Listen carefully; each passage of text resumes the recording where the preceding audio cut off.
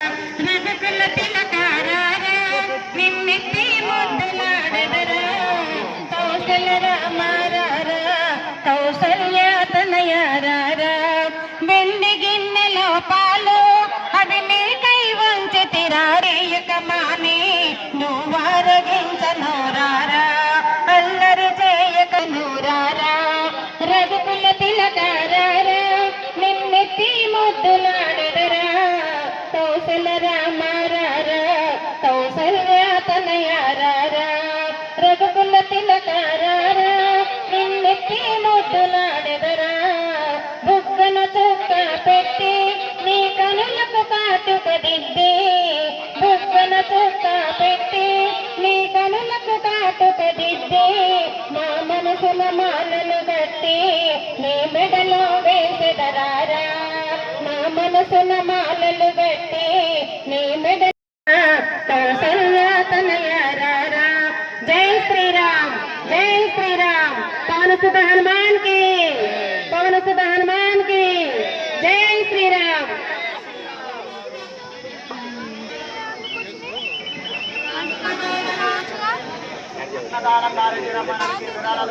మాత్రం ప్రారంభమవుతున్నట్టు అందరూ ఒకసారి నిలబడి ఒక 2 నిమిషాలు.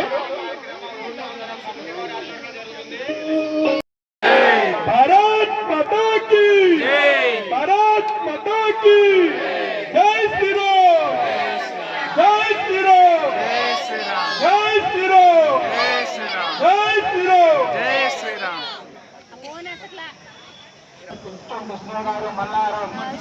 జై శ్రీరామ్. కుర్చీలో నేను ముందుకు రావాలి, దయచేసి ముందుకు రావాలి.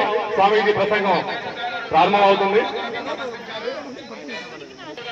కార్యక్రమానికి విశిష్ట అతిథిగా విచ్చేసిన పూజ్యశ్రీ బాల్యానంద స్వామీజీని వారి దివ్యమైన ప్రవచనాలు ఇవ్వాల్సిందిగా కోరుతున్నాం.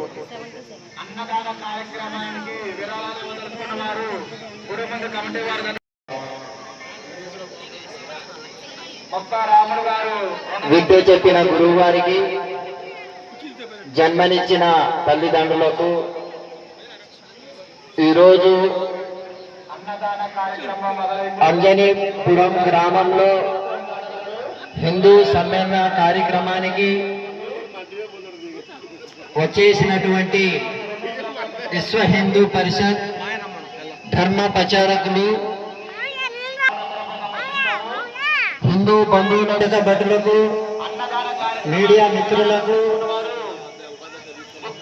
వివిధ శాఖల నుండి వచ్చిన వాళ్ళందరికీ మంగళ శాసనము తెలుపుతూ ఈరోజు రాష్ట్రీయ స్వయం సేవక్ సంఘ్ ప్రారంభించి 1925వ సంవత్సరంలో ప్రారంభించి 100 సంవత్సరాలు దశాబ్ది ఉత్సవాలు శుభ సందర్భంగా వచ్చినటువంటి హిందూ బంధువులకు మరొకసారి పేరు పేరున మంగళ శాసనము తెలుపుతూ ఈ అంజన్న స్వామి దేవతా సన్నిధిలో ఈ కార్యక్రమం జరుపుకుంటూ ఈరోజు హనుమాన్ జయంతి ఉత్సవాలలో భాగంగా వచ్చిన భక్తులందరికీ పేరు పేరున ఆ దేవి దేవతల యొక్క ఆశీస్సులు ఎల్ల వేళలా ఉంటూ మీ ఆయుధ ఆరోగ్యాలు బాగుండాలని ఆ స్వామి వారిని మనస్ఫూర్తిగా కోరుకుంటున్నాను. భారత్ మాతాకి జై, భారత్ మాతాకి జై. జై శ్రీరామ్ జై శ్రీరామ్ జై శ్రీరామ్ జై శ్రీరామ్. వందే మాతరం వందే మాతరం. గో మాతాకి జై, భూ మాతాకి జై. జై శ్రీరామ్ జై శ్రీరామ్. ఒకసారి 2 చేతులు పైకి లేపి జై శ్రీరామ్ అని అనండి. జై శ్రీరామ్. ఈ గ్రామము అంటే అంజనీపురం అంటే సాక్షాత్తు భగవంతుడే. ఆ గ్రామం యొక్క రోజు ఆ భక్తులు రోజు ఏ గ్రామం ఏ ఊరు అంటే అంజనీ శ్రీరామ రామ జయ జయ రామ ఏ విధంగా కీర్తన చేస్తున్నామో రోజు అంజనీపురం అన్నట్టుగా రోజు సాక్షాత్తు హనుమంతుడు రోజు ఆ పేరు తీసుకున్నందుకు దీనికంటే మనకి ఎక్కువ ఏం కావాలి ఈ జన్మకు? అలాంటి పేరు పెట్టిన ఈ అంజనీపురం గ్రామానికి ఇది ఎంతో సంతోషంగా ఆనందంగా అనిపిస్తుంది.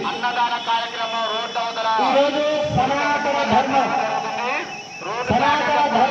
హిందూ అనేది ఒక జీవన విధానం. ఈరోజు సనాతన ధర్మం యావత్తు భారతదేశంతో పాటు ప్రపంచంలో 190 దేశాలలో సనాతన ధర్మం ఉంటేనే దేశం బాగుంటుంది, సనాతన ధర్మం ఉంటేనే ప్రపంచము సుఖశాంతిగా ఉంటుందని ఈరోజు వివిధ దేశాల వాళ్ళు మన భారత వైపు చూస్తా ఉన్నారు. సుఖ సంతోషం ఉండాలంటేనే సనాతనం అంటేనే భారతదేశం. ఈ రోజు మన భారతదేశంలో రకరకాలుగా దాడులు జరుగుతూ ఉన్నాయి.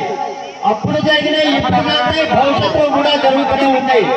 కానీ ఒకటి అర్థం చేసుకోండి, మనము ఒకటి ఈరోజు మనము అసలుగా బతుకుతున్నాం.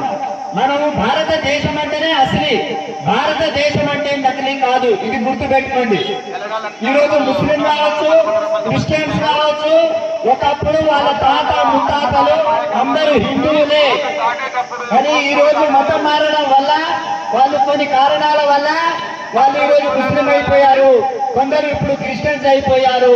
మరి మతం మారిన వాళ్ళకు మనం అసలీ అనాలా నకిలీ అనాలా? మనం మరి మతం మారవాళ్ళకు మనం క్రిస్టియన్స్ నకిలీ, ముస్లిం నకిలీ. ఎందుకంటే మనం పక్కింటికి పోయి పాలు తీసుకొని వస్తా ఉంటేనే కొద్దిగా నీళ్ళు వస్తేనే నకిలీ పాలని రెండో రోజు అక్కడికి వెళ్ళాం. మరి అలాంటి ఒక ముస్లిం కుటుంబం ప్రశాంతంగా జీవిస్తుంది. అదే 100 మందికి ముస్లిం ఉన్న కాడ ఒక హిందూ కుటుంబం ప్రశాంతంగా ఉంటుందా? ఒక్కసారి ఆలోచించండి. ఉంటుందా? ఉందా? పైకి చెప్పినట్టు ఉన్నవాళ్ళు ఈ రోజు నేను చెప్పేది ఒకటి వినండి.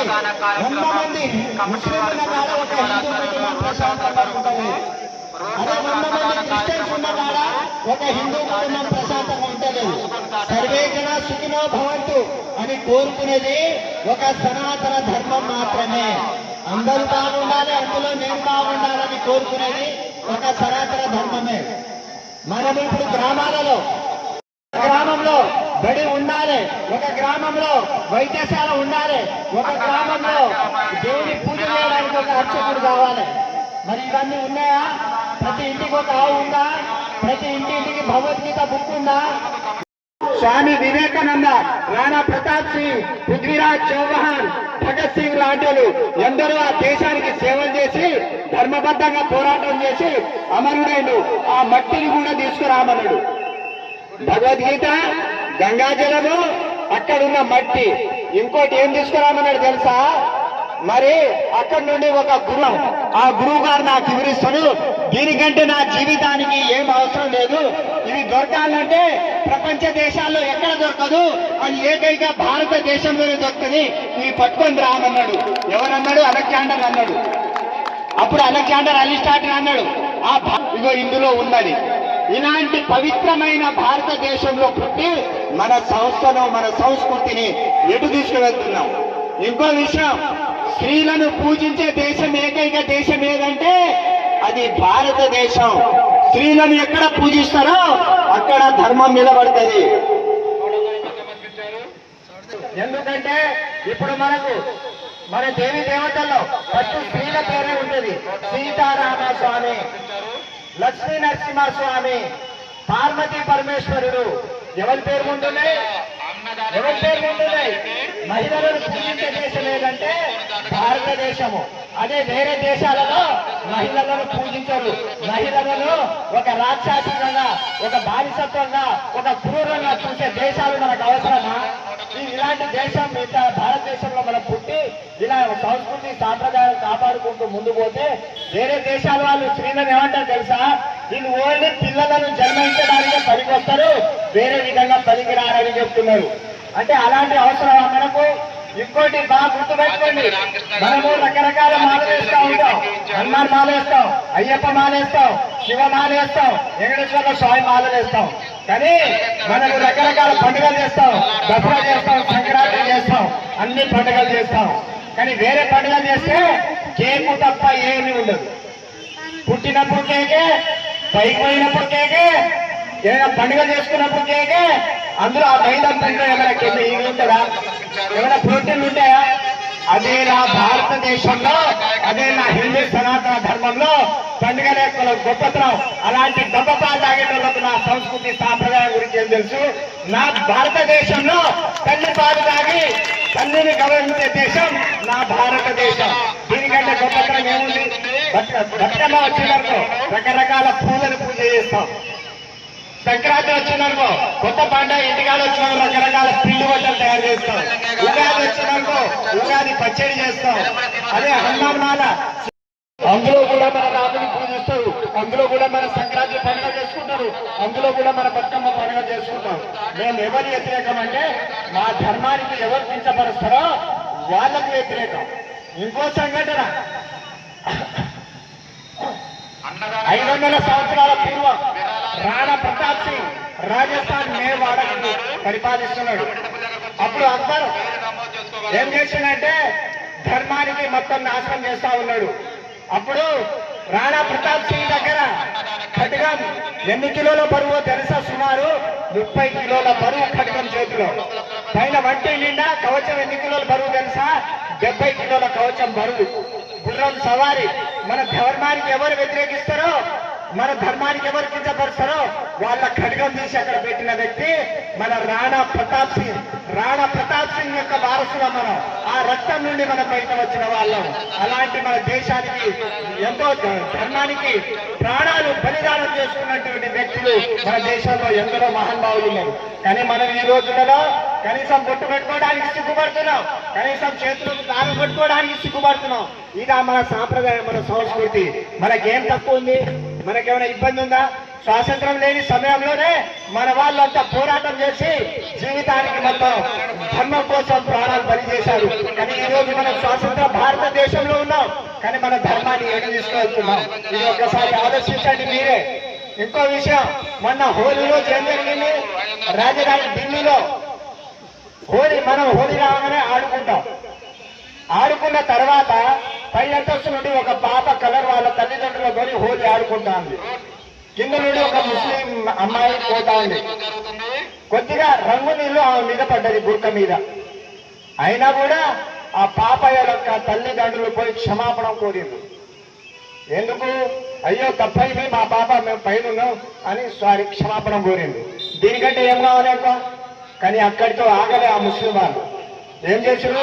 మా మహిళల మీద మీరు రంగు నీళ్లు ఎలా వేస్తారు?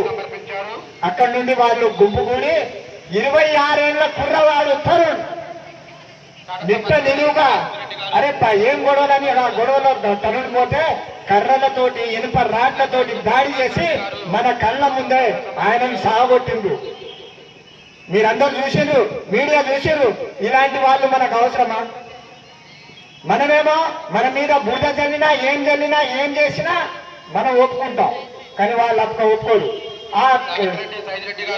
ఎవరైతే ఆ తరుణ్ ప్రాణాలు తీసిండో ఆయనకు ఏం చేసిందంటే చట్టం వదులుతారా? తన పని తాను చేసుకుంటే పోతుంది.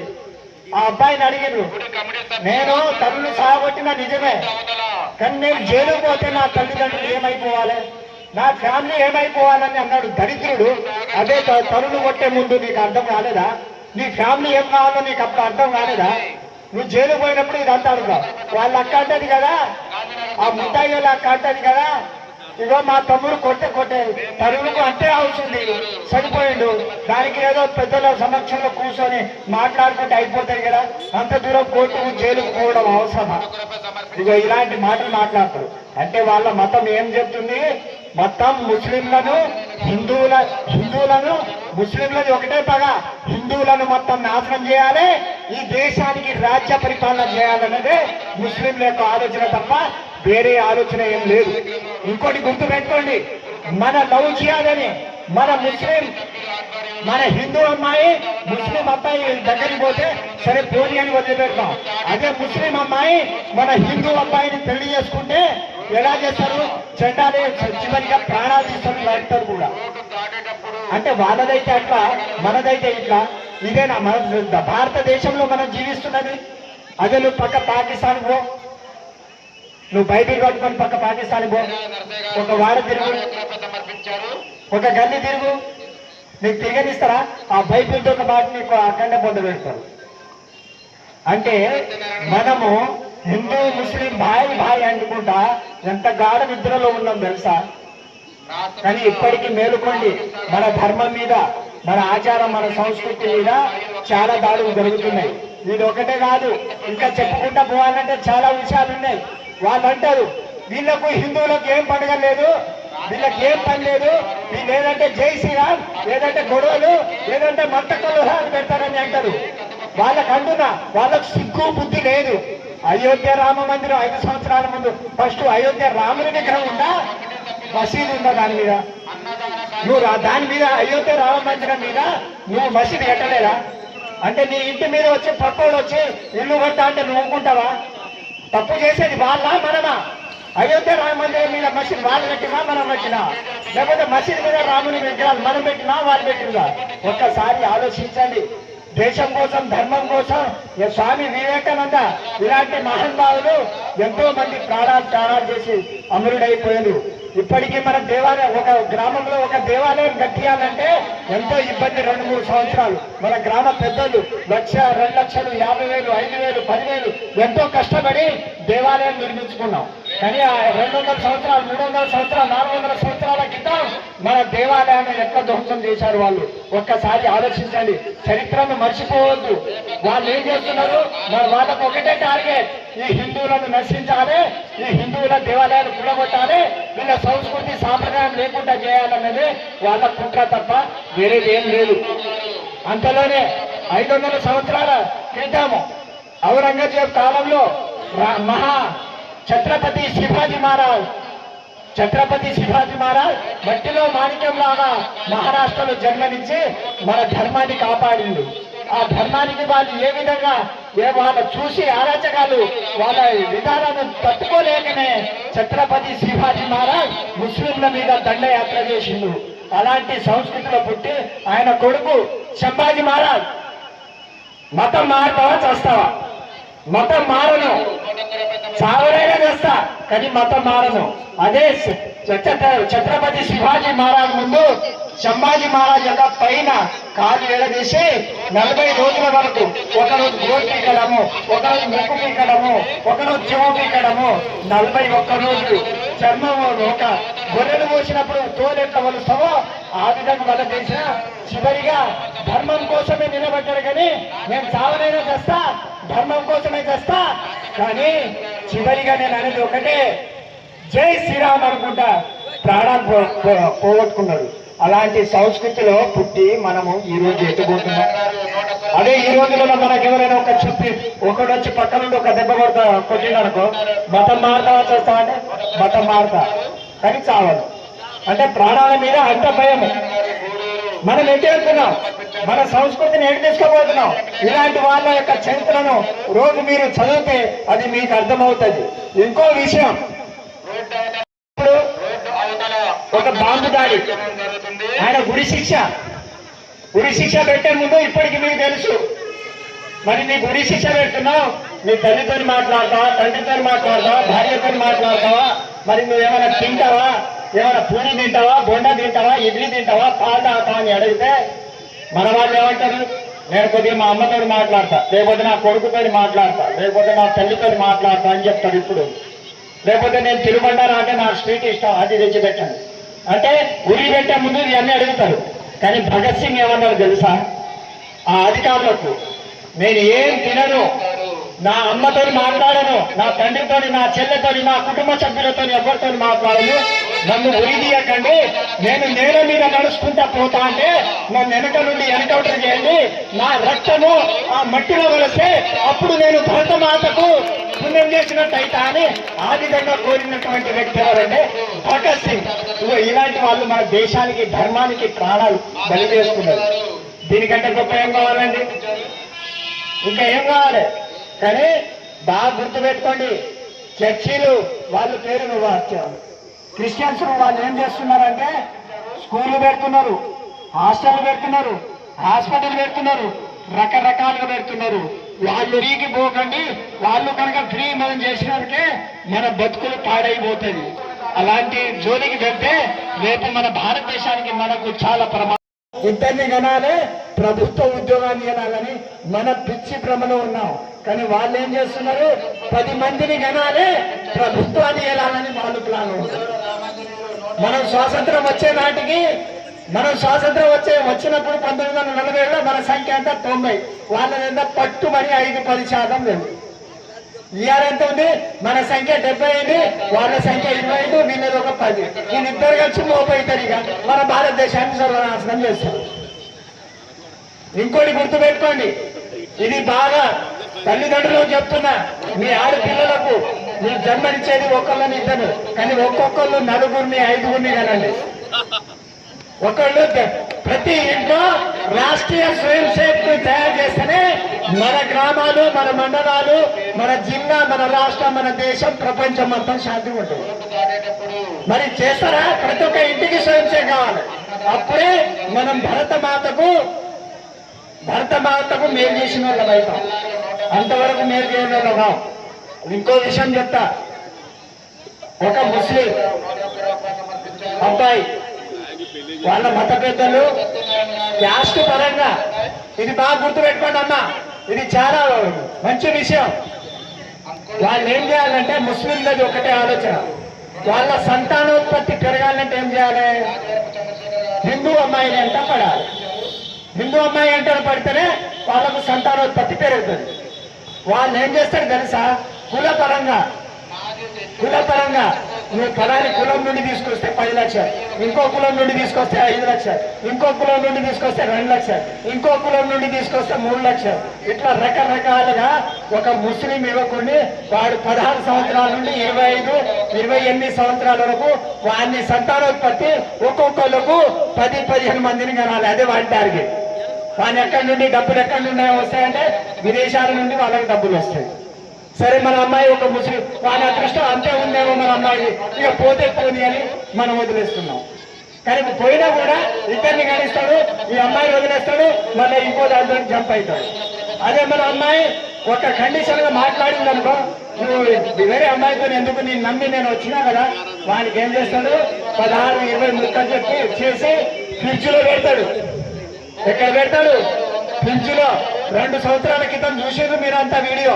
ఫ్రిడ్జ్ లో 20 ముక్క చేసి, ఒక ముక్క ఆ మురికి కాలువలో, ఒక ముక్క ఆ మురికి కాలువలో, ఒక ముక్క ఆ మురికి కాలువ ఇలా వేస్తారు. చివరిగా 20 సంవత్సరాలు కనిపించిన అమ్మాయి ఈ విధంగా బలి అయిపోతుంది. ఒక్కసారి పేరెంట్స్ వాళ్ళు, మీ తల్లిదండ్రులు మీకు అంటున్నా, మీ పిల్లలను మీరు కొద్దిగా హద్దులో పెట్టుకుంటే మన ధర్మాన్ని మనం కాపాడిన వాళ్ళం అంటాం. మన మీద అయితే చాలా పెద్ద కుట్ర జరుగుతుంది. ఇది కూడా గమనించాలి.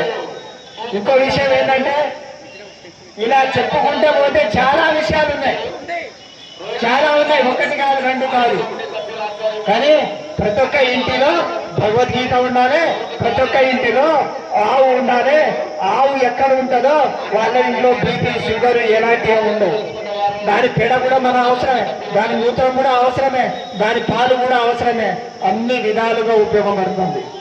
కానీ అలాంటి సంస్కృతి సాంప్రదాయాన్ని మనం వదిలిపెట్టి వేరే మనం బేకర్లో పోయి ఏం తింటున్నావు, రోజు పొద్దున లేచి పిల్లలకి ఏం పెడుతున్నావు, పిల్లలకి ఏం తీసుకొస్తున్నావు, డాడీ అది కావాలంటే కురుకురే, డాడీ ఇది కావాలంటే బెడ్, ఎగ్గుపప్పు, ఈ ఎగ్గుపప్పు వద్దు, ఏమొద్దు, ఇంట్లో ఉన్న గొడ్డు కారం దంచి పిల్లలకు భోజనం పెట్టండి, అది ఆరోగ్యానికి శ్రేష్టమైంది. అదే ఆవు నెయ్యితో పెట్టండి, అది శ్రేష్టమైంది. కానీ ఇలాంటి ఫుడ్ను మనం ఇంట్లోనే తయారు చేసి మన పిల్లలను మనం కాపాడుకోవాల్సిన బాధ్యత మన మీద ఉంది. అదే బయట ఫుడ్ కనుక తిన్నామనుకో ఏమైతుంది, ఉండకుండా మన పిల్లలు కూడా పుట్టినట్టు చేసిన వాళ్ళు అందులో రెడీ ఉంది. ఇంకా అర్థం కావట్లేదు. పిల్లలకు కానీ, థమ్సప్లు కానీ, కూల్ డ్రింక్స్ కానీ ఏది కావద్దు. మన స్వదేశీ, మన వ్యవస్థలో మన ఇంట్లో తయారైందే మన పిల్లలకు పెట్టండి. అది ఆరోగ్యంగా ఉంటారు పిల్లలు, హాస్పిటల్ పాలు కూడా కాదు. ఇది కూడా ఆలోచించాలి. ఇంకో విషయం ఏంటంటే, మనము ఆరోగ్య సమస్యలు వస్తూ ఉంటాయి. ఇది బాగా గుర్తుపెట్టుకోండి. ఆరోగ్య సమస్యలు ఎందుకు, మేము రోజు పొద్దున లేస్తే ఎక్కడ ఏం దాడి జరుగుతుంది, మేము మత మార్పిడి మీదనే పనిచేస్తూ ఉంటాం.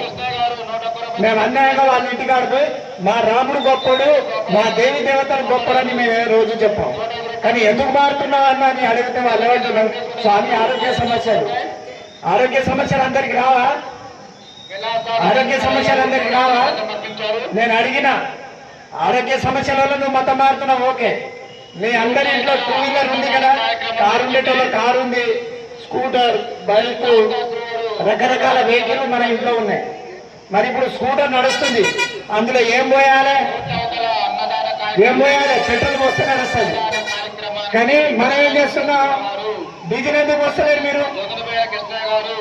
అందరి ఇంట్లో బైక్ ఉందా? చేతిలో పెట్టండి. అందరి ఇంట్లో బైక్ ఉంది, ఓకే. మరి పెట్రోల్ పోస్తలేదు, రన్నింగ్ అయితే. మరి డీజిల్ ఎందుకు పోస్తలేరు? కిరోసిన్ ఎందుకు పోస్తలేరు? ఇంజన్ ఖరాబ్ అవుతుందని అది పోస్తే దీనికి ప్రమాదము. మనము ఈ గమ్యం నుండి ఇంకో గమ్యానికి చేరుకోలేము, చాలా ప్రాబ్లం. బండి ఆ వెహికల్ ఖర్చు ఎంత? తిప్పి పడితే 1,00,000, 2,00,000, 3,00,000, 4,00,000. డీజిల్ ఉన్న దాన్ని డీజిల్తో నడిపించాలి, పెట్రోల్ ఉన్న దాంతో పెట్రోల్ నడిపించాలి. కానీ 1,00,000 రూపాయలు విలువ ఉన్న బైకు విలువ ఇస్తున్నారు. కానీ ఈ ఎనలేని 100 కోట్లు 1000 కోట్లు ఇచ్చిన ఈ శరీరము మనకు రాదు. కానీ రోజు పొద్దున్నే ఏం చేస్తున్నాం? రోజు పొద్దున్నే ఏం చేస్తున్నాం? ఈ శరీరంలో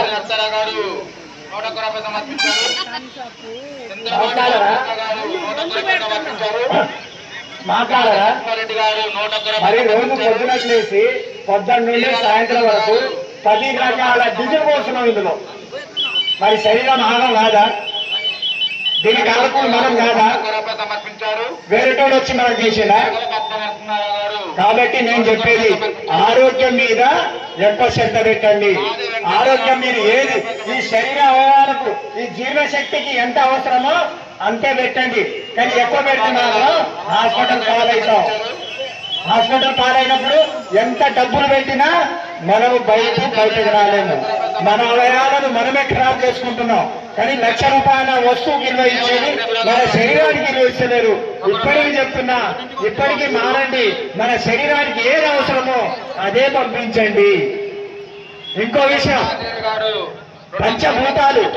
పంచభూతాల మీద భూమి, ఆకాశము, నీరు, అగ్ని, గాలి, ఈ 5 ఉన్నాయి. ఈ 5 ఉన్నాయి. భూమి ఎంత శాతం ఉంది? నీరు ఎంత శాతం ఉంది? ప్రపంచం మీద 71% నీరు, 29% భూమి. అదే 1% భూమి పెరిగితే, అదే 1% నీరు తగ్గితే ఈ ఎండకు మనం తట్టుకోగలమా? నేను కూడా ఈ ప్రపంచాల మీద పంచభూతాలు ఎలా ఉన్నాయో మన శరీరంలో కూడా పంచభూతాలు ఉన్నాయి. ఇది బాగా వినండి. మీరు ఎక్కడికి పోయినా ఎవరు చెప్పరు ఈ విషయాలు. ఇలాంటి సాధులు, సంతులు, ఇలాంటి పెద్ద వ్యక్తులు వస్తేనే మీకు ఇలాంటి విషయాలు దొరుకుతాయి. చెప్పినప్పుడు ఆ స్వామి నిజంగా స్వామి చెప్పింది ఇది కరెక్టే. మన శరీరాన్ని మనమే కాపాడుకోవాలి. మన శరీరంలో కూడా పంచభూతాలున్నాయి. నడుము నుండి కింది భాగము భూమి, బొడ్డు నుండి కింది భాగము నీరు, బొడ్డు నుండి ఇక్కడ భాగం అగ్ని. ఏది పెట్టినా ఈ మిషన్ మొత్తం చేసేస్తుంది. ఇక్కడ నుండి ఇక్కడ గాలి, ఈ భాగం నుండి ఈ భాగము ఆకాశము. మరి 3% నీరు అందిస్తున్నామా? 1% ఆహారం అందిస్తున్నామా? మనం 3% ఆహారం అందిస్తున్నాం, 1% ఏమో నీరు అందిస్తున్నాం. అలాంటప్పుడు నీ శరీరము ఎలా బాగుంటది? ఎలా బాగుంటుంది చెప్పండి. 3% నీరు ఎవరైనా మేము అందిస్తున్నాం, 3% నీరు. నాకు ఎలాంటి రోగం, నొప్పులు ఏం లేవని ఒక్కసారి పైకి చేయగలగటండి. మనము పొద్దున లేస్తే 3% ఏమో అది అందిస్తున్నాం, 1% ఏమో ఇది అందిస్తున్నాం. అందుకనే మన ఆరోగ్యాలు ఖరాబ్ అవుతున్నాయి. ఇది గుర్తుపెట్టుకోండి. అంత పవిత్రమైన జన్మ ఇది. మానవ జన్మ మామూలు జన్మ కాదు. ఎన్నో జన్మలు పుణ్యం చేస్తేనే ఈ జన్మకు వచ్చినాం. ఇంకోటి బాగా గుర్తుపెట్టుకోండి. ఇప్పుడు ముస్లింలు, క్రిస్టియన్స్లు, హిందువులు ఈ దేశంలో 3 ఉన్నాయి. నేను అంటున్నా ఈ రెండు మతాలు నకిలీ, ఈ మతం అసలీ అని అంటున్నా. వాళ్ళు క్రిస్టియన్స్ వాళ్ళు ఏమంటారు తెలుసా? నువ్వు ఎన్ని పాపాలైనాకి మా యేసుని నమ్ముకుంటే పరలోకంలో శాంతి ఉంటుందట. యమ ధర్మరాజు ఏమో సపరేట్ గా తెలంగాణ, ఆంధ్ర, మధ్యప్రదేశ్, కర్ణాటక అన్నట్టు మన సపరేట్ గా పైన ఏమైనా కట్టించిందా యమ ధర్మరాజు? నువ్వు మన హిందూ సనాతన ధర్మం ఏం చెప్తుందంటే నువ్వు ఎన్ని మంచి పనులు చేస్తావో, ఎన్ని పుణ్య కార్యక్రమాలు చేస్తావో, నువ్వు ఎవరిని గౌరవిస్తావో, నువ్వు ఎంత ప్రశాంతంగా ఉంటావో నీకు పైన అంత ప్రశాంతంగా ఉంటది. నువ్వు ఇక్కడ ఎన్ని పాపాలు, ఎన్ని హత్యలు, ఎన్ని కుట్రలు, ఎన్ని కుతంత్రాలు చేస్తావో అంత శిక్ష ఆడ ఉంటుందని మన హిందూ యొక్క సనాతన ధర్మం యొక్క గొప్పతనం ఇది. కానీ వాళ్ళ గొప్పతనం ఏంటి? 10 మందికి మర్డర్ చేసినా యమలోకంలో నీకు ప్రశాంతంగా ఉంటుంది వాళ్ళ మతం ప్రచారం చేస్తుంది. వీళ్ళకి సపరేట్ గా కట్టించింది అక్కడ. కానీ ప్రకృతికే లేదు, కులము లేదు, మతము లేదు. మనం అందరికీ హిందువులం, మనం అందరం సనాతన ధర్మం. ఇది బాగా గుర్తుపెట్టుకోండి. మనం అందరం గడప దాటిన గడప లోపల హిందువులమే, గడప దాటిన హిందువులమే. ఇలాంటి పవిత్రమైన సనాతన ధర్మంలో పుట్టినందుకు మనం గర్వపడాలి, ఆనందం ఉండాలి. రాబోయే కాలంలో వేరే మతంలో ఎవరైనా పోతే వాళ్ళు తెలియకపోయిండు, వాళ్ళకి తెలిసి మన ధర్మం యొక్క గొప్పతనం చెప్పి వాళ్ళను మన ధర్మంలో తీసుకురావాల్సిన బాధ్యత మన అందరి మీద ఉందని నాకు ఈ అవకాశం ఇచ్చిన హిందూ సమ్మేళన అంజనీపుర గ్రామానికి ఈ అవకాశం ఇచ్చిన వాళ్ళందరికీ పేరు పేరున ధన్యవాదాలు. ఈ దేవి దేవతల యొక్క ఆశీస్సులతోనే నేను నిండు నూరేళ్లగా వర్తిల్లానని ముగిస్తున్నాను. జై శ్రీరామ్, జై శ్రీరామ్, జై శ్రీరామ్, జై శ్రీరామ్, జై శ్రీరామ్, మాతాకి జై శ్రీరామ్. ఉద్రేకాన్ని నింపారు.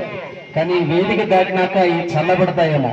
నేను కొంచెము నెయ్యి పోసి దాన్ని రాజేస్తా. నేను 3 అంశాలు మీకు చెప్తా. 1 ధర్మం అంటే ఏమిటి, 2 సనాతన ధర్మం అంటే ఏమిటి, 3 హిందూ ధర్మం అంటే ఏంటి. మనం అందరం హిందువులమే, కానీ ఎవరికో బంధువులం.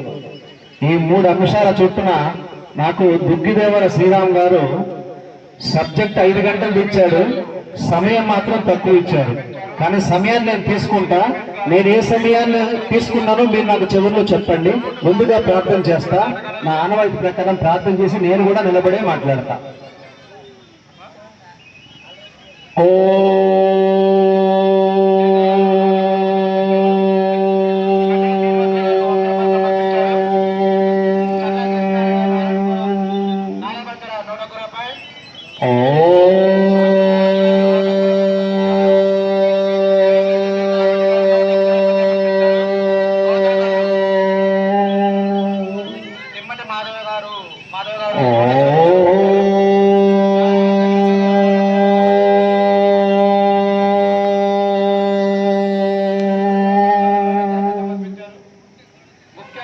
ఓం సదాశివ సమారంభా వ్యాస శంకర మధ్యమా అస్మదాచార్య పర్యంతా వందే గురు పరంపరా, వందే గురు పరంపరా, వందే గురు పరంపరా. జై శ్రీరామ్, జై శ్రీరామ్. ఆత్మబంధువులారా, మహబూబాబాద్కి నర్సంపేటకి మధ్యలో గూడూరు అనే గ్రామం, ఒక కుగ్రామమే. పూజ్యశ్రీ వాల్యానంద స్వాముల వారు ఆ ప్రాంతంలో, అది అటవీ ప్రాంతం నాకు తెలిసినంత వరకు, ఆ అటవీ ప్రాంతంలో ఆశ్రమం పెట్టి హిందూ ధర్మం కోసం కృషి చేయటం అనేది చాలా ముదావహం. ఎందుకంటే కాషాయం కట్టుకున్న ప్రతి వాళ్ళు కూడా సౌకర్యాన్ని కోరుకునే రోజులు అన్యదా భావించొద్దు స్వామి. కానీ ఇక వేదిక మీద మీరు సుఖంగానే ఉన్నారు, కానీ ఇక్కడ అయినా దాన్ని కూడా భరిస్తూ స్వామీజీ సుదీర్ఘంగా ప్రసంగించారు. నేను ఒక్కటి చెప్తున్నాను ఈ సభను ఉద్దేశించి, మనమందరం హిందువులమే, కానీ హిందువులు అంటే ఏంటో మనకు తెలియదు. మన ఊర్లో బొడ్రాయి ఉంటుంది, బోనాల పండగప్పుడు అమ్మాయికి పెళ్లి చేసినప్పుడు ఆడికి పోయి దండం పెట్టొస్తాం, తెల్లారి మర్చిపోతాం. మన ఊళ్ళో రామాలయం ఉంటుంది, రామాలయం వచ్చిందంటే పోయి కొబ్బరికాయ కొడతాం, తెల్లారి మర్చిపోతాం. హిందువులు అంటే ఏంటి?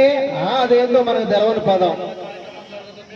అంటే హిందువుకి తాను హిందువునని తెలియదు. హిందువుకి హిందూ అంటే తెలియకపోతే హిందూ ధర్మం ఎలా తెలుస్తుంది? తెలిసే అవకాశం లేదు. పైగా సనాతన ధర్మం అంటే ఏంటి?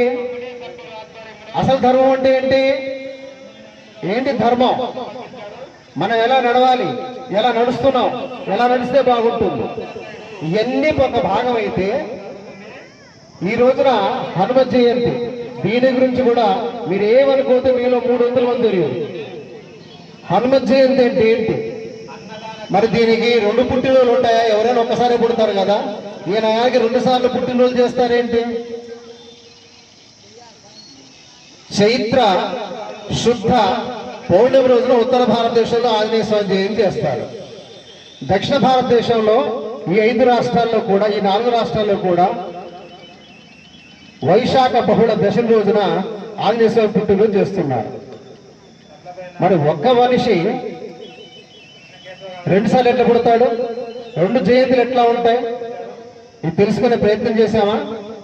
ప్రతి ఊర్లో ఆంజనేయుడు ఉంటాడు. ఇప్పుడంటే గుడి కడతాను, ఒకప్పుడు ఎక్కడో ఊర్చి ఉన్న రాగి చెట్టు కిందనో లేదా ఒక బండ మీద ఈ ఎండకి ఎండి వానకు తడుస్తూ ఉండేవాడు ఆంజనేయుడు. అలా ఉండి కూడా నీ గ్రామాన్ని ఆయన కాపాడాడు. కానీ ఆయన నువ్వు కాపాడలే, ఆయన గుడి నువ్వు తెలుసుకోవట్లే.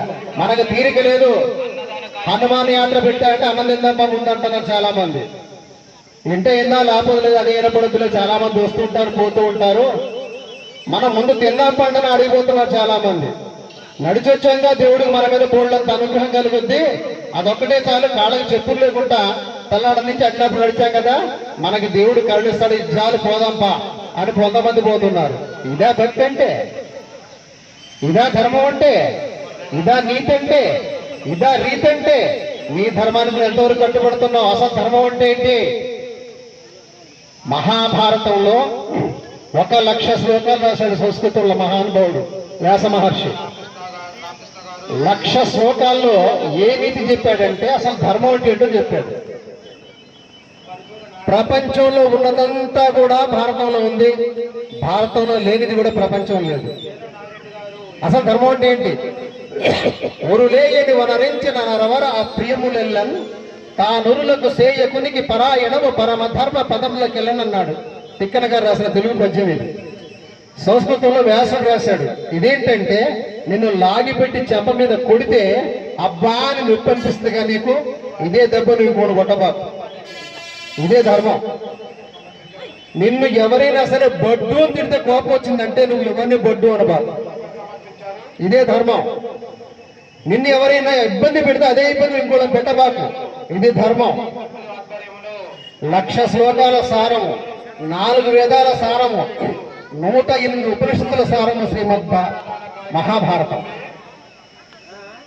ఆ ధర్మాన్ని ఆచరించేవారు ఈ ప్రపంచంలో ఎవరు ఆచరిస్తున్నారు? కేవలము భారతీయులు మాత్రమే ఆచరిస్తున్నారు. హిందూ అనే పదం ఏంటి? అసలు హిందూ అనే పదం ఎట్లొచ్చింది?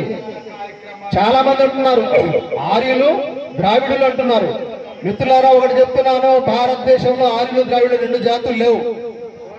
కొంతమంది దుర్మార్గులు ఎర్రకావిన రోగంతో సొంతంగా చరిత్రలు రాసి సృష్టించిన ఆ భూత కల్పనది.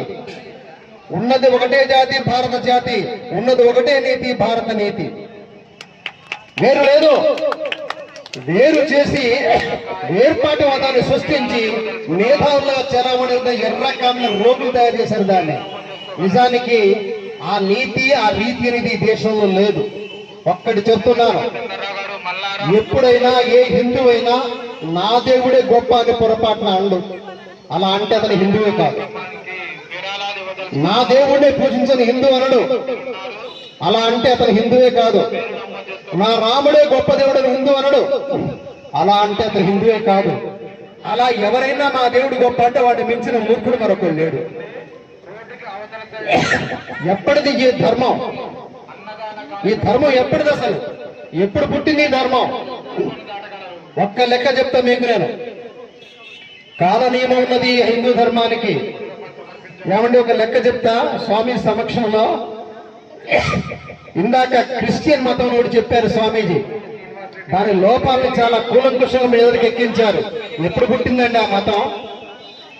2026 సంవత్సరముల 5 నెలల 12 రోజుల క్రితం పుట్టింది ఆ మతం. ఇలా 12 తారీఖేనా? అర్థమవుతుందా మీకు లెక్క? 2026 సంవత్సరంలో 5 నెలల 12 రోజుల క్రితం పుట్టిన మతం అది. ఏది? క్రైస్తవ మతం. 712వ సంవత్సరంలో ఈ దేశం మీదకి దండెత్తి మహమ్మదీయులు వచ్చారు, తురకోళ్ళు వచ్చారు. వాళ్ళతో పాటు వాళ్ళు మతం పట్టుకొచ్చారు. ఎక్కడి నుంచి? ఎడారి దేశాల నుంచి వచ్చారు. వాడు ఎండకి మండిపోయి నెత్తిన ఎంటుకలు మొత్తం మలమల మాడుతూ ఉంటే నెత్తిన చిల్లులు టోపీ పెడతాడు వాడు. కారణం అది, టోపీ కారణం. ఆ చిల్లులు టోపీ ఎందుకంటే గాలి తగలాలి, గుండుకి గాలి తగలాలి, చిల్లులు టోపీ పెడతాడు వాడు. నీకేం కర్మ? భారతదేశంలో పరిస్థితి లేదుగా, ఇది సమశీతోష్ణ మండలం. వాడికి నీళ్లు దొరకదు కాబట్టి మోచేతుల కింద మోకాళ్ళ కింద కాళ్ళు కడుతాడు. నీకేం కర్మ? నీకేం కర్మ? నీకు నదులు లేవా, నీళ్లు లేవా? నీకు ఆ కర్మ ఏం లేదే. మరి ఇంత గొప్ప సంస్కృతి నీ దేశంలోకి వాళ్ళు ఎట్లా ప్రవేశించారు అంటే ఒక కారణం ఉంది. భారతదేశంలో ఒక 3000 సంవత్సరాల పాటు నిష్క్రియాపరత్వకి వెళ్ళిపోయింది. ఏంటి ఆ నిష్క్రియాపరత్వం? హైందవ ధర్మంలో ఒక పాషండ మతం బయలుదేరి ఉపనిషత్తుల్ని, వేదాల్ని ఖండిస్తూ నాస్తికవాదాన్ని పెంచి పోషించి శాంతిని మాత్రమే పెంచింది. బుద్ధం శరణం గచ్చామి అన్నది. మన వాళ్ళందరూ ఏమయ్యారు? అరే ఒక చెంప కొడితే 2 కూడా చూపించరా, ఎగిరితే వంగబడి ఇంకో తల్లు దండించుకోవాలా అని చెప్పారు. దానివల్ల వీళ్ళు ఏమయ్యారు? శాంతి కాంతుకులు అయిపోయారు వీళ్ళందరూ కూడా. అందువల్ల 12 గుర్రాల మీద 12 మంది అశ్వికులు వచ్చి నలంద విశ్వవిద్యాలయం సర్వనాశనం చేశారు. అప్పుడు మన వాళ్ళు ఏమన్నారు? ధర్మం శరణం గచ్చామి, బౌద్ధం శరణం గచ్చామి అని శాంతి మంత్రాలు చదివారు. వాడేం చేశాడు? మన నెత్తినెక్కాడు. ఈ దేశంలో ధర్మాన్ని నాశనం చేయాలంటే ముందుగా దేవాలయాలు కూలగొట్టాలి, ఆ తర్వాత ఆడవాళ్ళని చెరబట్టాలా, గుళ్ళు కూలగొట్టాలా. ఇది వాళ్ళు నేర్చుకున్నది. అయినా వాళ్ళు ధర్మాన్ని ఏమి చేయలేకపోయారు. కానీ 1526 డేట్లు కూడా చెప్తున్నా మీకు నేను. 1526 సంవత్సరంలో ఈ దేశంలోకి వచ్చిన బాబర్ అనబడి ఒక దోపిడీదారు వచ్చి ఇక్కడ స్థిరపడి ముందుగా అయోధ్యలో రామాలయం కూడా కొట్టమన్నాడు. ఏమండి? హిందువులు ఉగ్రవాదులా? హిందువులు టెర్రరిస్టులా? అదే నిజమైతే 500 సంవత్సరాల్లో రామాలయం కట్టకుండా అయోధ్యలో ఆగేవాళ్ళ? మీరెవరు మాట్లాడరు. 500 ఏళ్ళు కొట్లాడారు ఆడ గుడి కట్టడానికి. అసలు రాముడే లేడు అని సుప్రీంకోర్టులో కేసు పెట్టారు. రాముడు కల్పిత పాత్ర అని బ్రిటన్ లో ఉన్న ఒక యూనివర్సిటీలో ఒక నాయకుడు, దేశ నాయకుడు మాట్లాడుతూ ఉన్నాడు. రాముడు కల్పిత పాత్ర అయితే మీ ముత్తాత, తాత, ముత్తాతల నుంచి వచ్చిన గుళ్ళు మాత్రం కల్పితాలా? రాముడు కల్పితమైతే ఆనాటి నుంచి ఈనాటి వరకు మారకుండా అయోధ్య అనే పేరు కల్పితమా? రాముడు కల్పితమైతే ఆనాటి నుంచి ఈనాటి వరకు మారకుండా సరయూ నది పేరు కల్పితమా? ఒక్కసారి ఆలోచించండి, వీళ్ళు ఏ రకంగా చరిత్రకి మసిపూశారో. శాంతి కాముకున్న హిందువులు ఉన్నప్పుడు మన మీద వీళ్ళు దౌర్జన్యం చేసి మన ఆడవాళ్ళని చెరబట్టి మన రాజ్యాన్ని ఆక్రమించి వాళ్ళ ధర్మాన్ని బలవంతంగా వ్యాప్తి చేసి మతాన్ని మార్చి దౌర్జన్యం చేశారు. విపరీతమైన దౌర్జన్యం చేశారు. తత్ఫలితంగా ఈ దేశంలో స్వామీజీలతగా నకిలీ ముస్లింస్, నకిలీ క్రైస్తవులు వచ్చారు. విచిత్రం ఏంటో తెలుసా అండి మీకు? ప్రపంచంలో అతి పెద్ద హిందూ దేవాలయం ఎక్కడుంది చెప్పగలరా మీరు? ఎక్కడుందో చేయొద్దండి. ప్రపంచంలో అతిపెద్ద హిందూ దేవాలయం, ప్రపంచంలో అతిపెద్ద హిందూ దేవాలయం ఇటీవలే కట్టారు. అది 5 ఏళ్ల క్రితమే కట్టారు. అరేబియా దేశం ఉంది. అరేబియా దేశం రాజు కట్టించాడు, ఒక ముస్లిం. వాళ్ళు నిజమైన ముస్లింస్ వాళ్ళు. ప్రపంచంలో అతిపెద్ద దేవాలయం అది. మన ప్రధానమంత్రి మా వాళ్ళు గుడి కట్టుకుంటే స్థలం అంటే నవ్వేట ఆయన. మళ్ళీ పోయేటప్పుడు గుడి తయారైంది అక్కడ. నిజమైన ముస్లింలకు ఎక్కడా కూడా హిందూ మతం పట్ల ద్వేషం లేదు. ఇక్కడున్న నకిలీ వాళ్ళు నకిలీ పనులు చేస్తూ, విక్రి చేష్టలు చేస్తూ హిందూ ధర్మం పట్ల గుడ్డి వ్యతిరేకత పెంచుకుంటున్నారు. దీన్ని వ్యతిరేకిస్తున్నాం మనం. దీన్ని ఖండిస్తున్నాం మనం. ఇంకొక లెక్క చెప్తా. ఇప్పుడు వీళ్ళ చరిత్ర చెప్పాను కదా, 712 నుంచి 15 వివాహాలు వచ్చి ఇక్కడ స్థిరపడ్డారు. మరి వీళ్ళెక్కడ వాళ్ళండి? క్రైస్తవులు 2026 సంవత్సరంలో 5 నెలల 12 రోజుల క్రితం వచ్చారు. వీళ్ళు వచ్చి మనకి నీతిని ధర్మాన్ని చెప్తారా? మరి కృష్ణుడు ఎప్పటి వాడు? వీళ్ళేసిన లెక్కల ప్రకారమే 5600 సంవత్సరాల క్రితం కృష్ణుడు పుట్టాడు ఇక్కడ. ఆయన తిరిగిన కురుక్షేత్రం ఇప్పుడు కూడా ఉందా? అదేం పేరు మారలా. ఆయన స్నానం చేసిన యమునాన్ని ఇప్పుడు ఉందా? పేరు మారలా.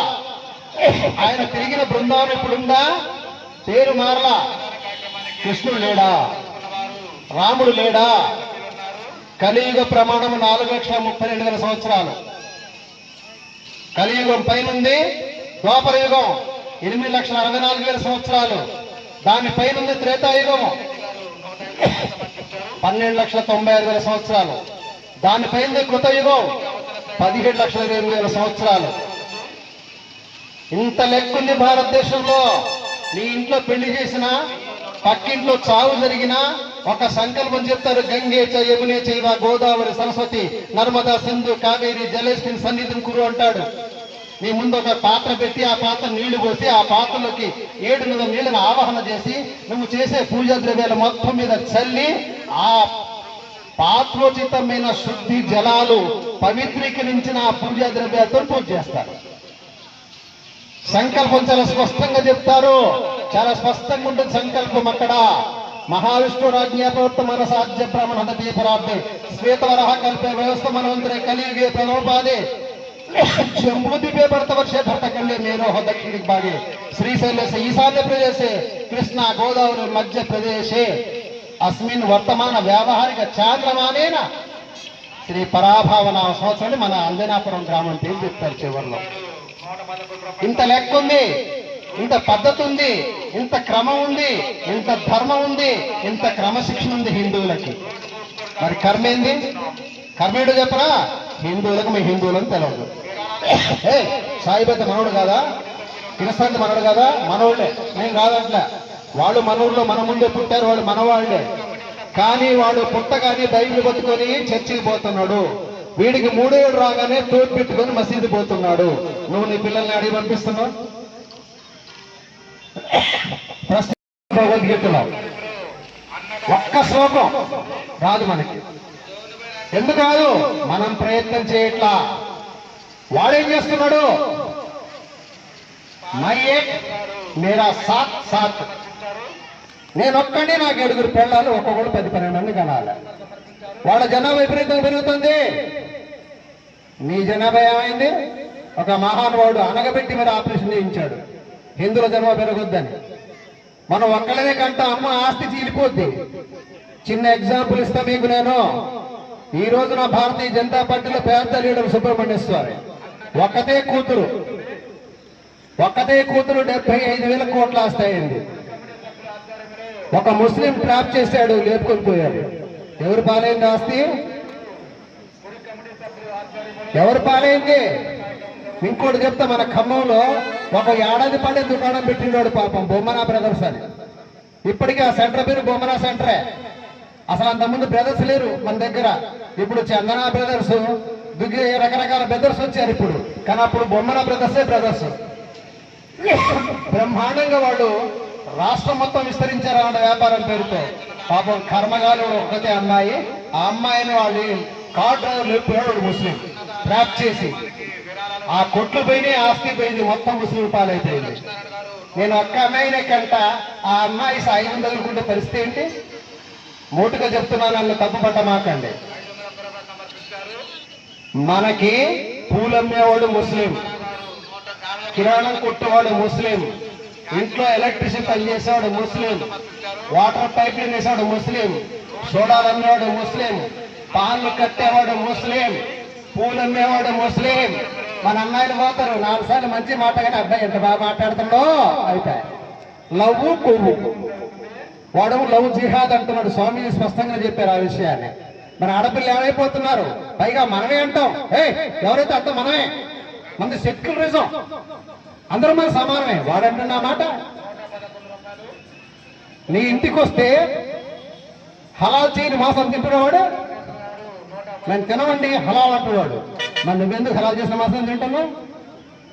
ఎవరికి లేని జ్ఞానం హిందూకా ముస్లింకా దండం పెట్టాలి వాడికి. ఒక ఇస్లాం వాడు పొరపాటున కూడా హలాల్ చేయని ఆహారం తింటల్లా. హలాల్ అంటే తెలుసా మీకు? గొంతు సగమే కొయ్యాలా, గిలగిల కొట్టుకొని చావాలా. అలా గిలగిల కొట్టుకొని జీవించేస్తే దాంట్లో ఉన్న మాంసం మొత్తం విషపూరితం అయిపోద్ది. ఆ తిన్నవాడికి విపరీతమైన మదము, క్రౌర్యము, ద్వేషము, పగ, ప్రతీకారం పెరుగుతాయి. అందుకనే వాళ్ళు హింసను కోరుకుంటారు.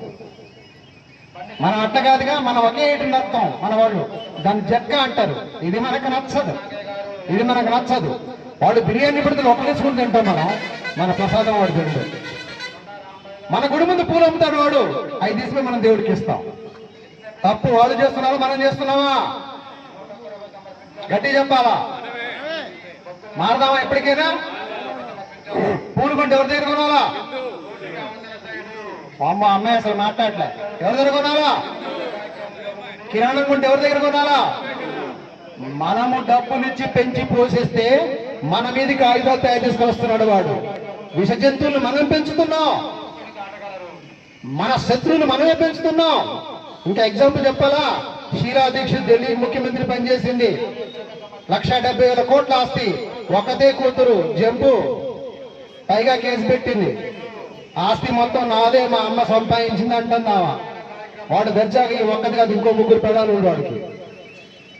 ఏం జరుగుతా ఉంది? ఇందాక స్వామికి చెప్పారు 5 కోట్ల ముస్లింలు 35 కోట్ల గడ్డ పెరిగారు ఈ దేశంలో. ఆ లెక్క ప్రకారం 30 కోట్ల ముందున్న హిందువులు ఎంతమంది పెరగాలి? ఎందుకు పెరగలే? మన ఆస్తులు ఎండిపోతాయి, మన ఇళ్ళు ఎండిపోతాయి, మన భూములు ఎండిపోతాయి, ఎవరు పాలైపోతాయి. ఈ సెక్యులర్స్ ఎవరికి మేలు చేస్తుంది? ఈ సెక్యులర్స్ ఎవరికి మేలు చేస్తుంది? వాడు మనోడే మనం అంటున్నాం, వాడు మనోడు అంటా. మేము మీ దేవుడు పెట్టింది మేము తినమండి, మొహమాటలు ఎప్పుడు అంటున్నారు. మీ దేవుడు మేము దండం పెట్టమండి, క్రైస్తవులు మొహమాటలు ఎప్పుడు అంటున్నారు. మరేం చేస్తున్నాం? ఓ మేనత్తం వీడికి పిల్లలు పుట్టకపోతే ఇక పేదలు పెట్టి పిల్లగాడు పుట్టిందట, ఆ పేదం బిడ్డ మీరు తినొత్తా. వాడేం చేస్తున్నాడు అక్కడ? ఓ దేవా, ఈ పాపులందరినీ ఈ పరిశుద్ధమైన ఆహారం తిని పునీతం చేయుదుగాక అంటే తినేవాడు ప్రతివాడు పాపిస్తుడే, తిన్న ప్రతివాడు పాపత్తుడే. ఈ పాపం మీరు ఎంతమంది చేశారు ఇప్పటికీ? ఇక ముందు చేస్తారా? వెళతారా? కన్న పెట్టేసరి మత కోరి వదిలేయండి, వద్దరు మాకని వదిలేయండి. పొరపాటున వాళ్ళ చేతి తింటే మటుకి మీ పితృదేవతల శాపాలు మీకు తగులుతాయి. వాళ్ళు పిండాలు పెట్టరు, కర్మలు చేయరు, అవన్నీ మీకు చుట్టుకుంటాయి, అవన్నీ మీకు వెంబడబడి వస్తాయి. కాబట్టి పొరపాటున కూడా ఇతర దేవుడికి నివేదన చేసిన పదార్థాలు మీరు తింటానికి వీల్లేదు. కానీ తినండి అంటున్నా నేను. ఎట్లా? ఈ రోజున శనివారం మేము వెంకటేశ్వర పూజ చేసుకున్నాం, ఇదిగో ప్రసాదం తిని బొట్టు పెట్టుకో అని క్రైస్తవుడితో అంటే వాడు బొట్టు పెట్టుకున్న దేవుడు దండం పెట్టి మరి ప్రసాదం తింటే వాడు పెట్టింది మీరు తినండి. అర్థమైందా? ఎవరు మాట్లాడలా? నిన్ను గౌరవించి నీ దేవుడిని గౌరవిస్తే నువ్వు తిను. నిన్ను కించపరిచి నీ దేవుడిని అగౌరవ అమ్మాయి ఇక్కడ దాకా ఎందుకు? ఒక లైవ్ ఎగ్జాంపుల్ ఇస్తా. మొన్న జరిగింది, మొన్న తమిళనాడు రాష్ట్రంలో మొత్తం రాష్ట్రం మీద 42 లక్షల మంది ముస్లింలు. ఎంతమంది? ఎవరు మాట్లాడరా? ఇప్పుడే చెప్పింది. ఎంతమంది? 42 లక్షల మంది. మొత్తం రాష్ట్రంలో ముస్లింల సంఖ్య 46 లక్షల మంది. ముస్లింలు 42, క్రైస్తవులు 46 లక్షల మంది. హిందువులు ఎంతమంది తెలుసా? 6,52,00,000 మంది. 6 కోట్ల, వీళ్ళు మొత్తం కలిపితే 88 లక్షలు. మనోళ్ళు ఎంతమంది? 6,50,00,000 మంది. మొన్న ఆయన గెలిచిన 107 సీట్లు ఒక ఆయన జోసఫ్ విజయ్ ఊరేగింపు చేస్తున్నాడు చెన్నై వీధుల్లో. ఏ బొమ్మ పెట్టుకున్నాడు తెలుసా మీకు? యేసుక్రీస్తు బొమ్మ పెట్టుకుని ఊరేగుతున్నాడు. ఓట్లేసింది క్రైస్తవులా? ఎవరికి ఉండాల బుద్ధి? హిందువులకా వాళ్ళకా? ఎవరికి ఉండాలా? వాడు హల్లెలూయా అనొచ్చు, వీడు అల్లాహు అక్బర్ అనొచ్చు. నువ్వు జై శ్రీరామ్ అంటే బూత? జై శ్రీరామ్ అంటే బూత ఎట్లయింది? రాముడు నా ఆత్మ, రాముడు నా అంతరాత్మ, రాముడు నా జీవం, నా జవం, నా ప్రాణం, నా ప్రణవం, నా జీవన విధానం రాముడు. జై శ్రీరామ్ అంటే ఒక మంత్రి అంటుంది, రాష్ట్ర మంత్రి, మా తల్లికి దండం పెట్టారా. జై శ్రీరామ్ అంటే వాన గుర్తుందా, పైసలు పడతాయా? ఏంటండి ఈ మాటలు? నీకు అది కాకుండా ఇంకేం మాట్లాడేవా నువ్వు? అసలు రాముడి జోలి మీకు ఎందుకు? సబ్జెక్ట్ లేదా మీకు మాట్లాడడానికి? సబ్జెక్ట్ లేదా మాట్లాడడానికి? ఏదైనా మాట్లాడు, కానీ రాముడి జోలికి ఎందుకు రావాలి? హిందూ ధర్మాన్ని ఎందుకు కించపరచాలా? ఏంటి ధోరణి? ఇది మనం బాధపడేది, మన బాధ ఇది. దయచేసి మా దేవుడి గురించి మాట్లాడబాకండి, మా ధర్మాన్ని కించపరచబాకండి. మేము మిమ్మల్ని గౌరవిస్తాం, మాకు రాజకీయాలతో పనిలే. ఏ పార్టీ వాళ్ళే కానీ జై శ్రీరామ్ అన్న మనవుడే, ఎవరైనా కానీ కాక జై శ్రీరామ్ అంటే వాళ్ళు మనవాళ్ళే, మనకు ఎవరు శత్రువులు కాదు. మన జోలికి ఎందుకు వస్తున్నారు? మన ధర్మాన్ని ఎందుకు కించపరుస్తున్నారు? ఇది మనం బాధపడేది, ఇది మనము హెచ్చరించేది, ఇది మనం బాధపడేది. దేనికి ఈరోజు జరుగుతా ఉందంటే హిందువులందరూ కూడా మన్ను భిన్న పాముల్లాగా నిష్క్రియాపరతంతో వాడి బాబాను ఆడైపోతాడు, మనకెందుకు వెళ్ళి కళ్ళు మూసుకొని కూర్చోటం వల్ల ఈ అనర్థం జరుగుతూ ఉంది. మనం ఏం చేయాలా? ఏం చేయాలా? పవర్ చూపించారు బెంగాల్లో మొన్న. నేను అక్కడ బీజేపీ గెలిచిన మాట్లాడట్లా, నేను అసలు బీజేపీ కాదు. హిందువులకి ఆడ ప్రాణ సంకటం వచ్చింది, గ్రామాలు వదిలేసి వెళ్ళిపోయారు, పూజలు లేవు. జై శ్రీరామ్ అంటే గొంతులు కోసారు 370 మంది. ఇవాళ ఏమైంది? హిందువులంతా ఏకమయ్యారు, 207 సీట్లు వచ్చినాయి. ఇవాళ 275 బుల్డోజర్లు దిగాయి అక్కడ. దాదాపు 2 కోట్ల మంది ఉన్నారట బంగ్లాదేశీ ముస్లింలు అక్కడ. వాళ్ళకి ఆధార్ కార్డులు ఇచ్చారట. ఎవరు ఆస్తులయ్యి? హిందువుల ఆస్తులయ్యి. ఎందుకు తీసుకొచ్చారు అక్కడికి? హిందువులు ఊచకొదగడానికి. ఏం ద్రోహం చేశారు హిందువులు? ఏం పాపం చేశారు హిందువులు? దేనికి ఇంత పగ హిందువుల మీద? హిందువులు ఎందుకు బలవుతున్నారంటే ఆ పక్కన పొల్ల ఇంట్లో జరిగిందంటారా, మనకెందుకు, మన ఇంట్లో మనం ఉందాం సరిపోతుంది. నిష్క్రియాపరత్వం, పక్కవాడికి ఏదో జరిగితే మన సంబంధం లేదనుకోవటం. ఇంకోటి స్వామి చెప్పారు, గడప లోపలే కులం, గడప దాటితే హిందువులం. బాగా గుర్తుంచుకోండి, గడప లోపలే కులం, ఎందుకంటే కుటుంబ వ్యవస్థ బలంగా ఉండాలి కాబట్టి. కానీ గడప దాటితే మనం హిందువులం. ఈ కాన్సెప్ట్ మనం ఉంటే మన జోలికి ఎవరారు. అలాగని మనం ఎవరి మీద దౌర్జన్యం చేయం, ఏ ముస్లిం మీద దౌర్జన్యం చేయొద్దు, ఏ క్రైస్తవ మీద దౌర్జన్యం చేయొద్దు. మన పాలసీ ఇది కాదు. మన ధర్మాన్ని కించపరిచే వాళ్ళని మరి క్షమించకూడదు. మన ధర్మం జోలికి వస్తే మటుకు మనం ఆగకూడదు. ఇవాళ జోలికి వచ్చి ఆగడు, మన ఆస్తులు పోతాయి, మన ఇండ్లు పోతాయి, మన ఆడపిల్లలు పోతారు. మనమందరం ఒకటి అనుకుంటున్నాం, మేము వేరని వాడు అనుకుంటున్నారు. వేరు అనుకునేవాడు మనవాడు కాదు, మనతో ఉండేవాడు ఎప్పుడు మనవాడే, మనతో ఉండేవాడు మనవాడే. ఇంకా లోతైన విషయాలు చాలా ఉన్నాయి మిత్రులు చెప్పాలంటే. కానీ ఈ రోజున రాష్ట్రీయ స్వయం సేవక్ సంఘ్, RSS అంటారు. ఎందుకు శత్రువైంది? మొన్న ఒక పెద్ద మంది దగ్గర నేను పోయా. నేను ఈ రాష్ట్రంలో సీనియర్ కవిని కూడా, 40 ఏళ్లుగా కవిత్వం రాస్తున్నాను. నేను దాదాపు 12 పుస్తకాలు రిలీజ్ అయినాయి. నేను ఒక 30 ఏళ్ల పాటు తెలుగు లెక్చరర్గా పనిచేశాను. స్పష్టంగా మాట్లాడే ఒక పెద్ద మంది దగ్గర పోయి ఒక బుక్ కోసం డొనేషన్ ఇవ్వడానికి పోయా. నా ముందు ఆయన తిడతాడు, హిందువులందరూ దొంగలండి, అసలు త్యాగాలే చేయరండి, RSS వాళ్ళని గొంతు పోయాలండి. దాదాపు 1/2 గంట మాట్లాడు నాన్ స్టాప్ గా. ఎప్పుడైనా సరే అవతలవాడు మాట్లాడుతుంటే ముందు వినేవాడు జ్ఞాని. ఒక 100 మందిని చూపించి ఆయన అంటాడు, ఈ 100 మంది మహాజ్ఞానులండి, దేశంలో త్యాగం చేశాడు అన్నాడు. అంతా అయిన తర్వాత నేను లేచి వస్తానండి అని అన్నా. కాదండి, మీరు డొనేషన్ అడిగారు అంటే మళ్ళీ ఒకసారి కలుద్దాం నేను అన్నా.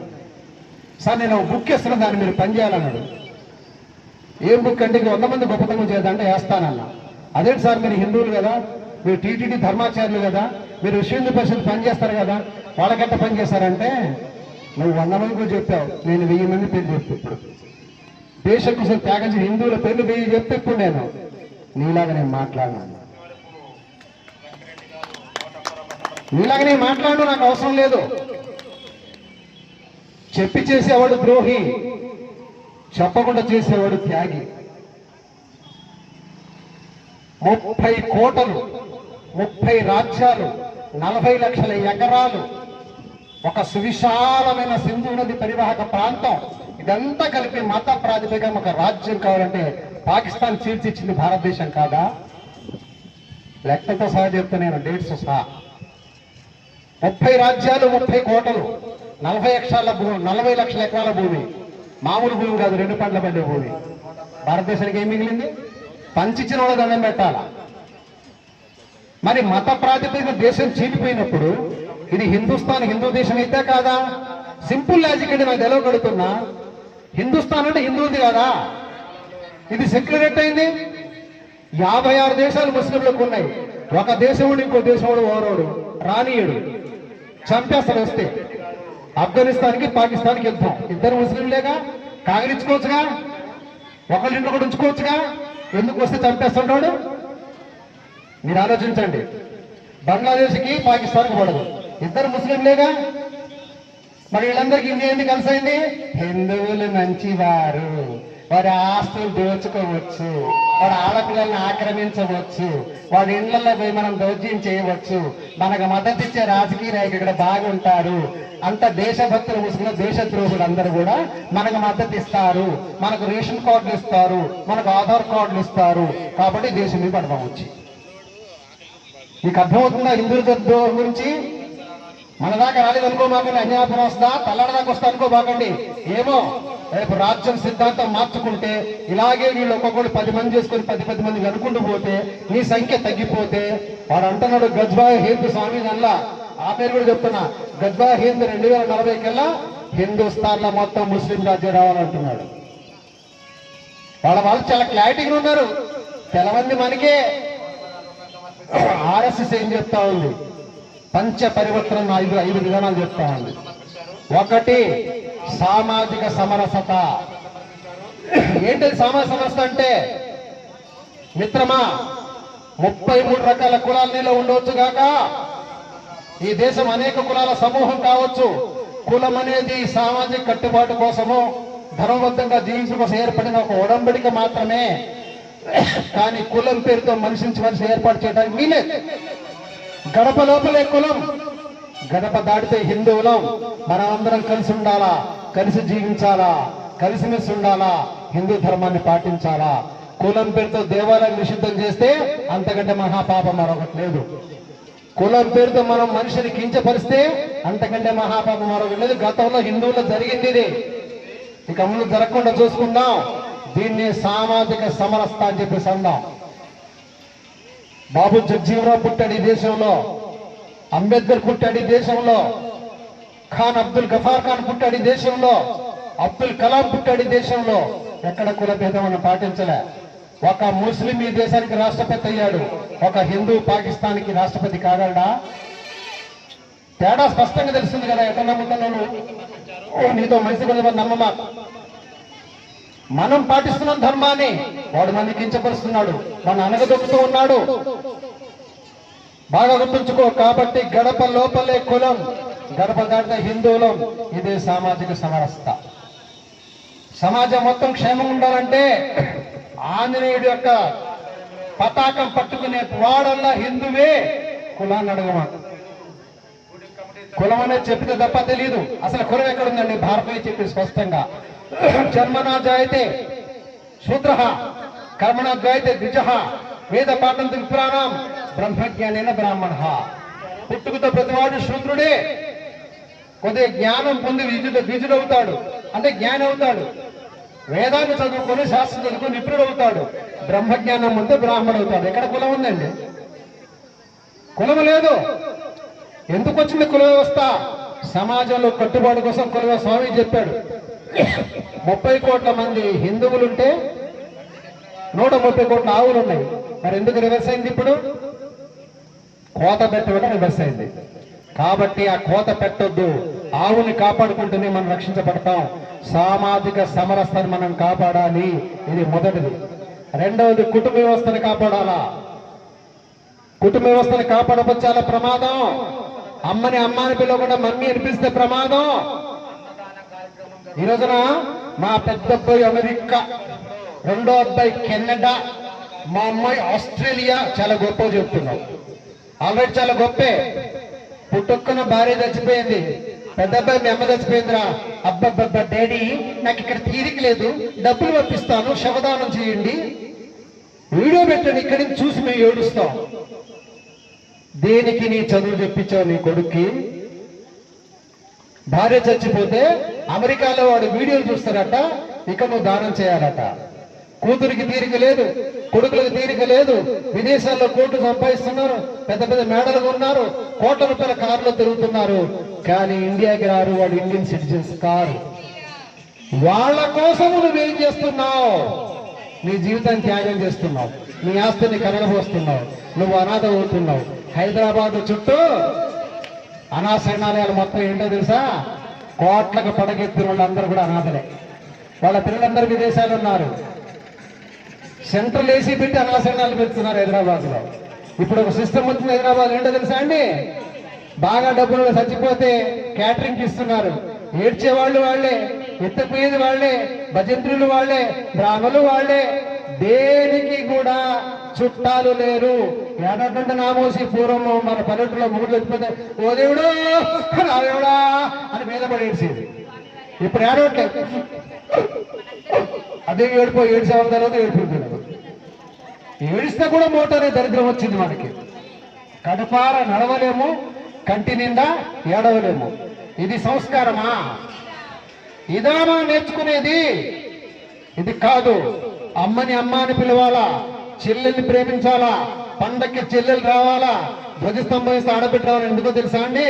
అప్పుడైనా కలుస్తారేమోనని. ఆడబిడ్డ లేకుండా కార్యం చేయడానికి లేదు హిందూ ధర్మంలో. కాబట్టి కుటుంబ వ్యవస్థ బలంగా ఉంటేనే సంస్కృతి నిలబడుతుంది, దేశం సుభిక్షం ఉంటుంది. కాబట్టి కుటుంబ సంబంధాన్ని పెంచాలి. ఇందాక స్వామీజీ అన్నట్టుగా ఇద్దరితో ఆడమాకండి, 5 కనండి. నారు పోసేవాడు నీరు పోస్తాడు. జనాభాను తగ్గి మాకండి దయచేసి పిల్లలు చెప్పండి. ఇంకొక దరిద్రం పెరిగింది ఈ మధ్య. బాగా చదువుకున్నారు, సాఫ్ట్వేర్ ఇంజనీర్లు, పిజ్జాలు బర్గర్లు తప్పి అన్నం తిన్న వాళ్ళు సాయంకాలం ఉష్యోలు స్నానం చేస్తారు, మెళ్ళ ఉన్న లైసెన్స్ తీసి చిలకయ్య తగిలిస్తారు. అది అర్థమవుతుంది. కానీ హిందూ సాంప్రదాయంలో వేసేది ఒక్కసారే, తీసేది ఒక్కసారే. దాన్ని ఏమంటారమ్మా? తాడిపొట్టేనా? మంగళసూత్రం. కానీ చదువుకున్న వాళ్ళకి అడ్డమవుతుంది ఈ మధ్య. తీయటం, యాంకర్ తగిలియటం, తెల్లారి గుర్తు తీసుకుంటూ లేకపోలేదు. మరి మొగుడు ఉన్నట్ట సచ్చినట్ట. పూర్వము తాడు ఇంకోటి బేనుకోవాల్సి వస్తే ఏమనేదమ్మా? పల్లెటూరులో తాడు పెరిగింది అనేవాడు, తెగింది అనేవాడు కాదు. ఈ సంస్కారం కుటుంబంలో ఉంటది. కుటుంబాన్ని మనం కాపాడకపోతే ఎన్ని పోతాయి?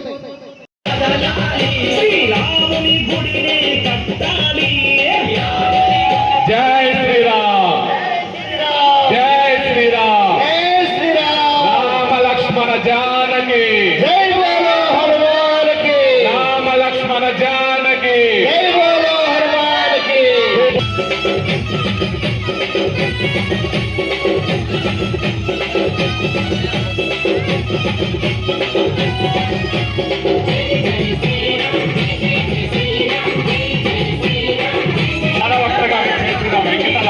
గారికి కూడా ఆత్మీయ సన్మాన కార్యక్రమం ఉంటుంది.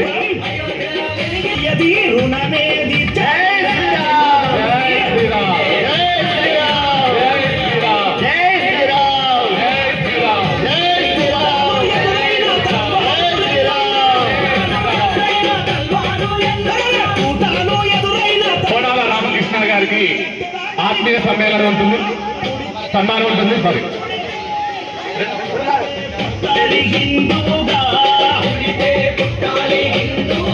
మన భారతదేశపు పౌరుడిగా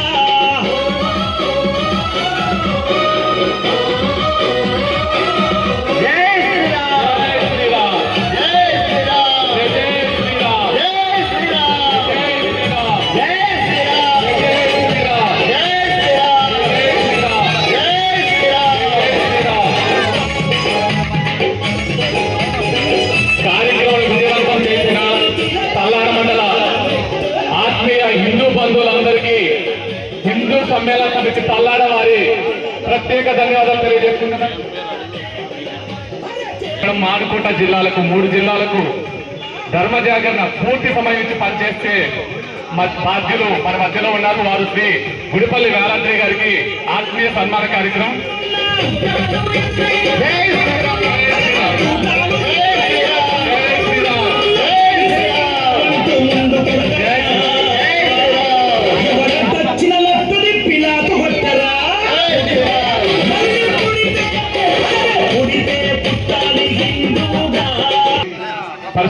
గారికి ఆత్మీయ సన్మాన కార్యక్రమం.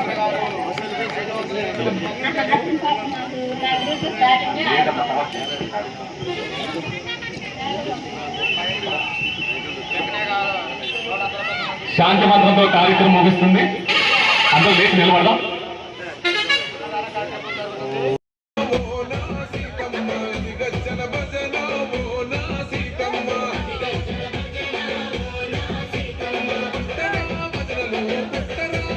సర్వే భద్రాణి పశ్యంతు మా కశ్చిత్ దుఃఖభాగే. ఓం శాంతి శాంతి శాంతి.